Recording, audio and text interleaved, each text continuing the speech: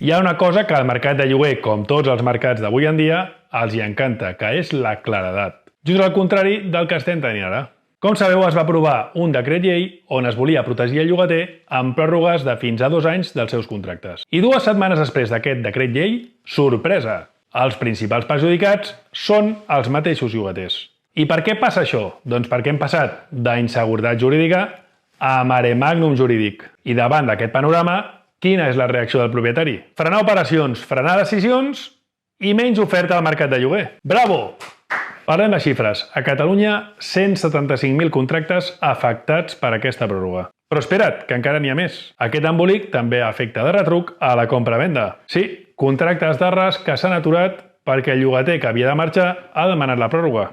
Per això, davant d'aquest mare magnum, si vols entendre el que realment està passant al mercat immobiliari, segueix-nos.